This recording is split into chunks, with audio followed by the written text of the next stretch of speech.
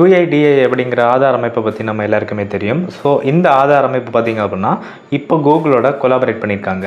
இந்த கொலாபரேஷன் மூலமாக என்ன நடக்க போகுது அப்படின்னு கேட்டிங்க அப்படின்னா, கூகுள் வேலெட்டில் நம்மளால் இனிமேல் ஆதாரை வந்து சேவ் பண்ணி வைக்க முடியும். இது எந்த மாதிரி ஒர்க் ஆகும் அப்படின்னு கேட்டிங்க அப்படின்னா, டிஜிலாக்கர் நம்ம எல்லாருமே யூஸ் பண்ணிகிட்டு இருப்போம். நிறைய பேர் கேள்விப்பட்டிருப்பீங்க.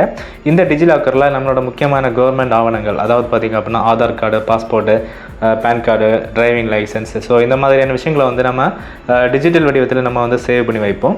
ஸோ இதுக்காச்சும் KYCக்கு பார்த்திங்க அப்படின்னா நம்ம வந்து டிஜிலாக்கரோட பாஸ்வேர்ட் கொடுத்தாலே போதும். ஓகேவா? சேம் ப்ராசஸ் தான் இங்கேயும் நடக்க போகுது.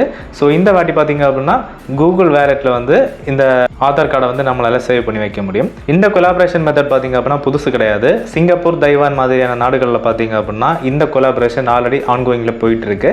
ஸோ அங்கே பார்த்திங்க அப்படின்னா தனிப்பட்ட கணக்கு, அதாவது அவங்க அங்கே ஒவ்வொரு பர்சன்ஸ்க்கும் தனிப்பட்ட அக்கௌண்ட் வச்சு அவங்க வந்து பாஸ்போர்ட் வரைக்கும் அதில் வந்து சேவ் பண்ணி வச்சுட்டு இருக்காங்க. ஓகேவா? ஸோ கூகுள் வேலெட் யூஸ் பண்ணுறவங்களுக்கு ரொம்பவே முக்கியமான அப்டேட்டாகவும் இருக்குது, ரொம்பவே யூஸ்ஃபுல்லான அப்டேட்டாகவும் இருக்குது. ஸோ இந்த அப்டேட் பற்றி உங்களோட கருத்துக்களை கமெண்ட்டில் சொல்லுங்கள். ஸோ இதே மாதிரி இன்ஃபர்மேஷன் தெரிஞ்சுக்கணும்னு நினச்சிங்கன்னா நம்ம சேனலை மறக்காமல் சப்ஸ்கிரைப் பண்ணுங்கள்.